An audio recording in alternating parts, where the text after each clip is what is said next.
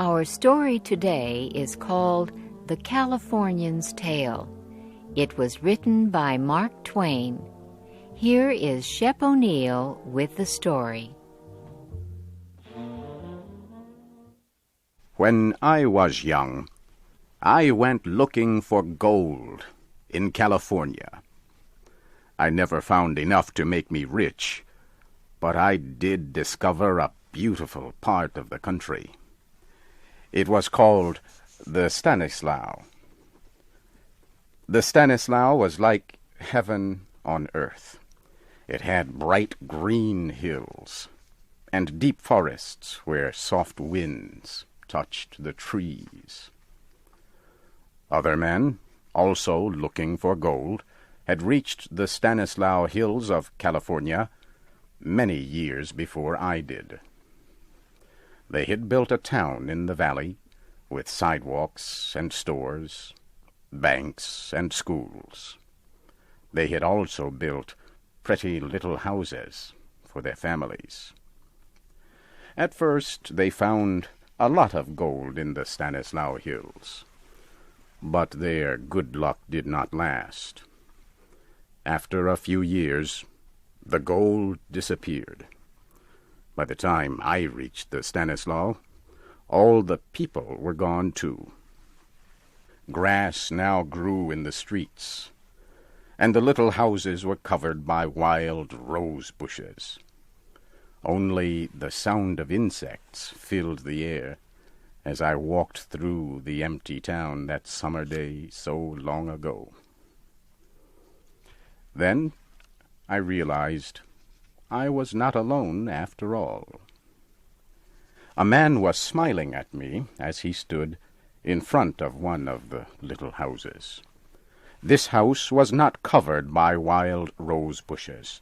A nice little garden in front of the house was full of blue and yellow flowers. White curtains hung from the windows and floated in the soft summer wind. Still smiling, the man opened the door of his house and motioned to me. I went inside and could not believe my eyes. I had been living for weeks in rough mining camps with other gold miners. We slept on the hard ground, ate canned beans from cold metal plates, and spent our days in the difficult search for gold. Here in this little house, my spirit seemed to come to life again. I saw a bright rug on the shining wooden floor. Pictures hung all around the room, and on little tables there were seashells, books, and china vases full of flowers. A woman had made this house into a home. The pleasure I felt in my heart must have shone on my face. The man read my thoughts. Yes, he smiled, it is all her work. Everything in this room has felt the touch of her hand. One of the pictures on the wall was not hanging straight. He noticed it and went to fix it. He stepped back several times to make sure the picture was really straight. Then he gave it a gentle touch with his hand. She always does that, he explained to me. It is like the finishing pat a mother gives her child's hair after she has brushed it. I have seen her fix all these things so often that I can do it just the way she does. I don't know why I do it. I just do it. As he talked, I realized there was something in this room that he wanted me to discover. I looked around. When my eyes reached a corner of the room near the fireplace, he broke into a happy laugh and rubbed his hands together. "That's it!" he cried out. "You have found it. I knew you would. It is her picture." I went to a little black shelf that held a small picture of the most beautiful woman I had ever seen. There was a sweetness and softness in the woman's expression that I had never seen before. The man took the picture from my hands and stared at it. She was 19 on her last birthday. That was the day we were married. When you see her, oh, just wait until you meet her. Where is she now? I asked. Oh, she is away, the man sighed, putting the picture back on the little black shelf. She went to visit her parents. They live 40 or 50 miles from here. She has been gone 2 weeks today. When will she be back? I asked. Well, this is Wednesday, he said slowly. She will be back on Saturday, in the evening. I felt a sharp sense of regret. I am sorry, because I will be gone by then, I said. Gone? No, why should you go? Don't go. She will be so sorry. You see, she likes to have people come and stay with us. No, I really must leave, I said firmly. He picked up her picture and held it before my eyes. Here, he said. Now you tell her to her face that you could have stayed to meet her and you would not. Something made me change my mind as I looked at the picture for a second time. I decided to stay. The man told me his name was Henry. That night, Henry and I talked about many different things, but mainly about her. The next day passed quietly. Thursday evening we had a visitor. He was a big, gray-haired miner named Tom. I just came for a few minutes to ask when she's coming home, he explained. Is there any news? Oh, yes, the man replied.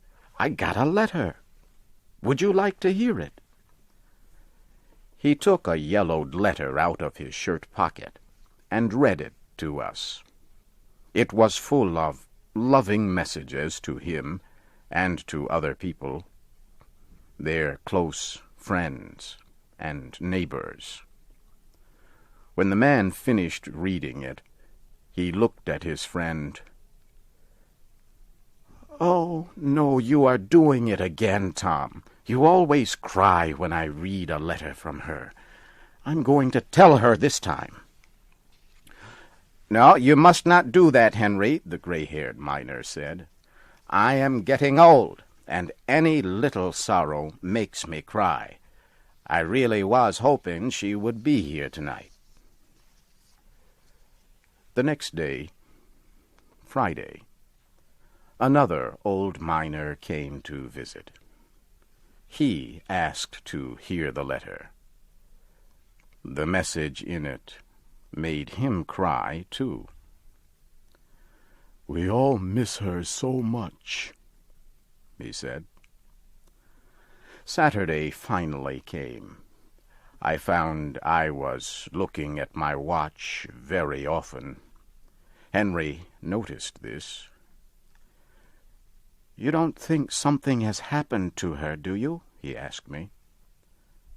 I smiled and said that I was sure she was just fine. But he did not seem satisfied. I was glad to see his two friends, Tom and Joe, coming down the road as the sun began to set.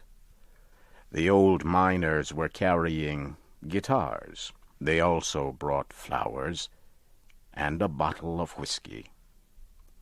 They put the flowers in vases and began to play some fast and lively songs on their guitars. Henry's friends kept giving him glasses of whiskey, which they made him drink.